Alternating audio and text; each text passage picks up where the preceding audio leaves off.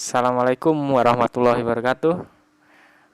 Perkenalkan, nama saya Alfarabi Hedin Roni, NPM 1501061061045, dan di sini saya akan mempresentasikan tugas dari metodologi penulisan laporan akhir dengan judul pengendalian intern di bidang penerimaan kas pada PT Grafika Media Utama. Langsung saja. Oke, dalam permasalahan ini latar belakang yang saya ambil yaitu suatu organisasi perusahaan kecil mempunyai volume kegiatan yang minim dan masih dapat dilakukan oleh pimpinan perusahaan itu sendiri dalam pengendaliannya. Pimpinan perusahaan akan membagi sebagian wewenang kepada bawahannya guna membantu dalam menjalankan rencana perusahaan agar terlaksana dengan baik, efektif, dan efisien. Melalui laporan-laporan yang diterima pimpinan, maka dengan mudah pimpinan dapat mengawasi, mengarahkan, dan mengevaluasi serta mengkoordinasi dari berbagai fungsi, departemen, dan satuan-satuan operasi. Sedangkan untuk membuktikan kebenaran dari laporan-laporan tersebut diperlukan suatu alat pengendali berupa sistem pengendalian intern, di mana penerapannya sesuai dengan situasi dan kondisi yang mempengaruhinya. Sistem pengendalian intern diterapkan untuk mencegah kesalahan, kecurangan, dan penyimpangan dalam suatu perusahaan, bukan hanya dalam hal akuntansi saja, namun seluruh kegiatan yang terjadi dalam perusahaan. Salah satunya pengendalian intern penerimaan kas. Pengendalian intern penerimaan kas sangat penting bagi perusahaan yang sedang berjalan karena uang kas merupakan aktiva yang mudah sekali untuk diselewengkan atau disalahgunakan. Oleh karena itu, pengendalian intern penerimaan kas guna menjaga dan mengamankan aktiva tersebut agar perusahaan dapat berjalan semestinya sesuai dengan tujuan yang telah ditetapkan. Lanjut ke rumusan masalah. Rumusan masalah yang saya ambil yaitu apakah semua penerimaan uang telah diterima dengan benar dan dicatat oleh teliti serta dilaporkan dengan baik. Oleh karena itu, sejauh mana penerapan unsur-unsur pengendalian intern PT Grafika Media Utama yang meliputi struktur organisasi yang memisahkan tanggung jawab fungsional secara tegas, sistem wewenang dan prosedur pencatatan yang memberikan perlindungan yang cukup terhadap kekayaan, utang, dan pendapatan, praktik yang sehat dalam melaksanakan tugas dan fungsi setiap organisasi, dan yang terakhir karyawan yang mutunya sesuai dengan tanggung jawabnya. Dan yang kedua, ada apa saja alat-alat atau cara-cara pengendalian intern seperti pemeriksaan intern, laporan-laporan anggaran, di mana semua masalah dalam penerapannya saling berkaitan satu dengan yang lainnya untuk menciptakan pengendalian intern yang baik. Maka dari itu saya memilih masalah-masalah di atas itu. Tujuan dari penulisan ini adalah untuk mengetahui dan melihat sejauh mana pengendalian intern di bidang penerimaan kas di PT Grafika Media Utama. Yang kedua, untuk mengetahui kelemahan-kelemahan dan akibat-akibatnya serta cara-cara untuk memperbaikinya. Yang ketiga, untuk mengetahui beberapa pentingnya pengendalian intern di bidang penerimaan kas yang baik untuk dijalankan di suatu perusahaan, khususnya pada PT Grafika Media Utama. Oke, manfaat penulisan. Manfaatnya adalah pada waktu penulisan karya tulis ilmiah ini diharapkan dapat memberikan manfaat bagi semua pihak yang berkaitan dan membutuhkan diantaranya. Manfaat bagi akademik, yaitu dalam hal ini akademik akan memperoleh gambaran nyata tentang pengendalian intern di bidang penerimaan kas pada suatu perusahaan. Manfaat bagi pembaca diantaranya sebagai salah satu informasi untuk membaca mengenai sistem pengendalian intern dan sebagai masukan sumber inspirasi untuk mengevaluasi dalam menentukan kegiatan Yang terakhir adalah manfaat bagi penulis, yaitu untuk menambah pengetahuan serta pengalaman sehingga dapat bermanfaat dalam menatap masa depan yang baik.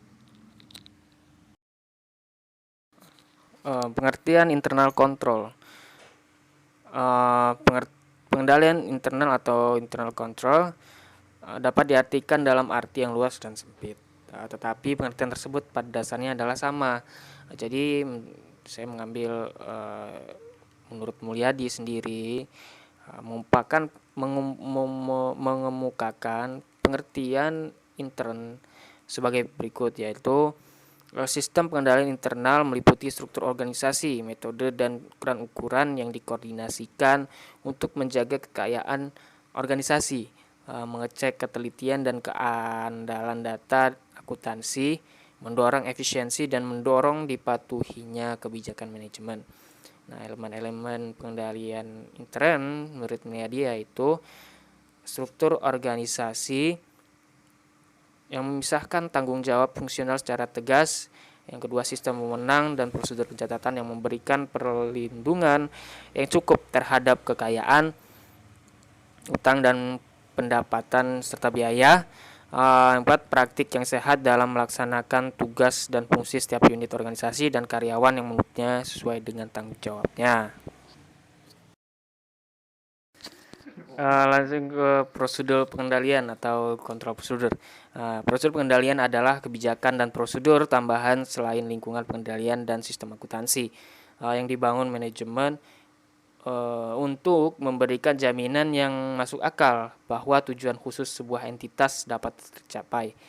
Tujuan khusus tersebut terbagi dalam beberapa kategori sebagai berikut. Salah satunya pemberian wewenang atau otorisasi yang sesuai untuk melaksanakan transaksi dan kegiatan. Kedua, pemisahan tugas. Ketiga, desain dan penggunaan dokumen dan catatan yang memadai. Keempat, perlindungan yang memadai terhadap akses dan penggunaan aset dan catatan-catatan. 5. Pengecekan independen terhadap performance dan penilaian yang sesuai dengan jumlah yang direkam.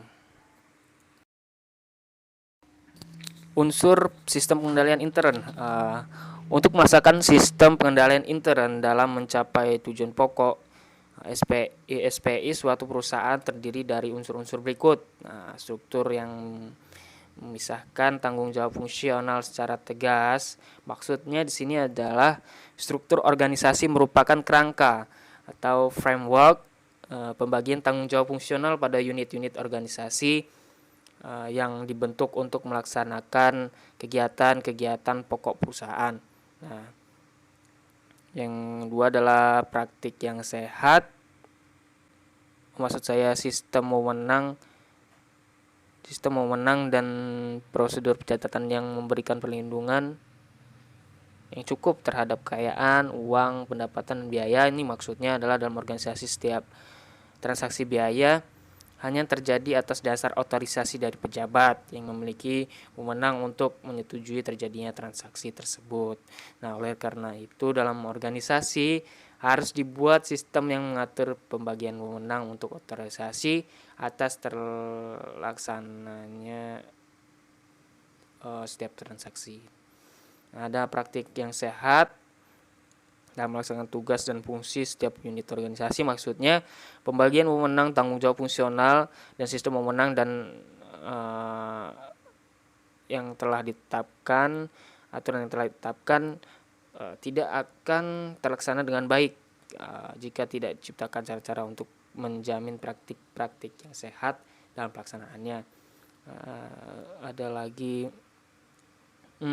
karyawan yang mutunya sesuai dengan tanggung jawabnya, maksudnya untuk mendapat karyawan yang kompeten dan dapat percaya sebagai cara berikut ditempuh oleh perusahaan. Nah, salah satunya seleksi oleh calon karyawan, terus pengembangan pendidikan karyawan selama menjadi karyawan perusahaan. Langsung lanjut ke prosedur penerimaan kas yang memenuhi prinsip-prinsip internal control. Nah, di sini ada pengertian penerimaan kas. Penerimaan kas, transaksi penerimaan kas maksud saya adalah transaksi keuangan yang menyebabkan aset atau setara kas bertambah Transaksi penerimaan kas dicatat ke sistem komputer pada formulir elektronik penerimaan kas dan dibukukan oleh sistem komputer ke jurnal penerimaan kas sesuai dengan metode yang ditetapkan. Setiap penerimaan kas selain nilai nominal juga harus menunjukkan tanggal terjadinya transaksi, tanggal efektif, dokumen referensi, buyer, sumber penerimaan kas, transaksi yang terkait, keterangan ringkas, dan lain-lain. Nah, penambahan kas yang diperoleh dari pendapatan bunga, selisih kurs lainnya dicatat pada jurnal memorial. Yang terakhir adalah pengendalian intern terhadap kas. Nah, pengendalian intern yang baik terhadap kas memerlukan prosedur-prosedur yang memadai untuk melindungi penerimaan kas maupun pengeluaran kas.